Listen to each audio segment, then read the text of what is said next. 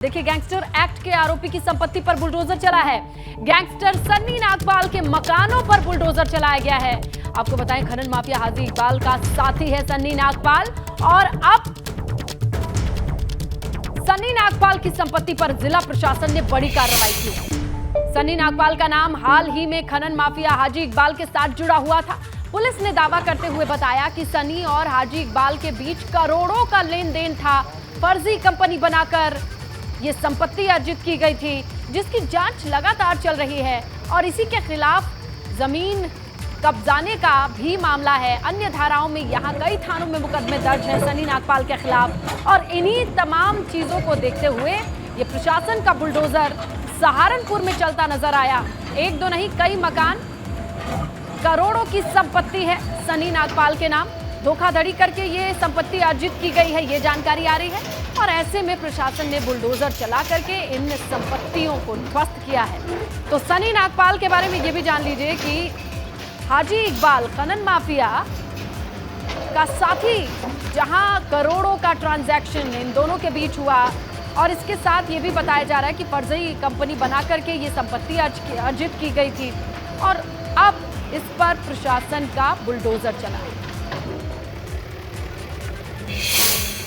सहारनपुर विकास प्राधिकरण के माध्यम से आज की कार्रवाई कराई जा रही है।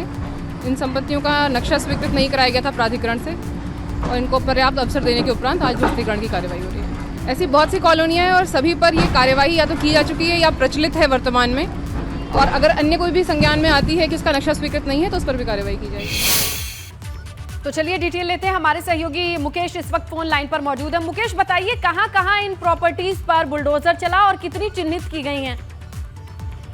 पहले मैं आपको बताऊं, ये सन्नी नागपाल है, ये भू माफिया किस्म का व्यक्ति है, और इससे जो है अभी मुकदमे जो लिखे गए हैं, इससे परिवार के अन्य सदस्यों पर भी मुकदमे लिखे गए थे।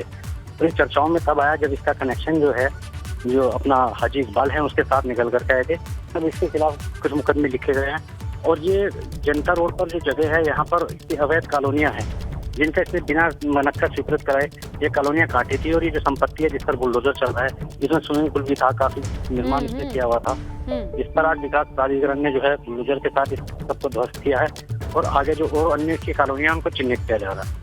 बिल्कुल, ये बड़ी प्रॉपर्टी दिखाई दे रही है मुकेश। स्विमिंग पूल पर जिस तरीके से बुलडोजर चल रहा है, ये पीला पंजा चल रहा है, लग्जरी के साथ इस मकान को बनाया गया। सिर्फ एक ही मकान था या और भी मकान जिन्हें तोड़ा गया हो?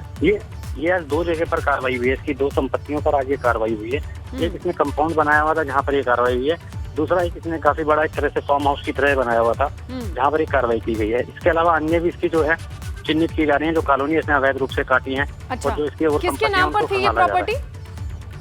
ये अलग अलग नामों पर ये दी जाती है, लेकिन इसमें सीधा सीधा पैसा जो है सन्नी नागपाल के परिवार का ही लगा हुआ है। और सन्नी नागपाल अधिकतर ऐसी संपत्तियां लेता है जिसमें कोई ना कोई विवाद होता है या उन्हें पौने दामों में खरीदी जाती है। कब से शिकायत चल रही थी और ये मामला प्रकाश में कब आया? देखिए, जब से हाजी इकबाल के खिलाफ कार्रवाई होनी शुरू हुई है, तभी से सन्नी नागपाल चर्चाओं में आया है, क्योंकि इस पर सीधा सीधा हाथ जो हाजी इकबाल का रहा था, कोई भी प्रशासन इस पर कार्रवाई करने से बचता था। लेकिन जब हाजी इकबाल पर कार्रवाई होने लगी, तभी से इसकी संपत्तियों को सांगला जाने लगा और मुकदमे इसके खिलाफ लिखे जाने लगे। तो बिल्कुल ये संदेश देने की कोशिश है कि कितना भी बड़ा माफिया क्यों ना हो, हाजी इकबाल पर कार्रवाई हो सकती है तो सन्नी नागपाल भी इसके जद में आएगा, दायरे में आएगा, जहां कई तरीके के आरोप हैं। और फिलहाल ये पीला पंजा आप फार्म हाउस पर चलते दिखाई दे रहे हैं। लग्जरी फार्म हाउस है, स्विमिंग पूल है, तमाम चीजें, दो प्रॉपर्टीज को ध्वस्त किया गया है। शुक्रिया मुकेश तमाम जानकारी के लिए।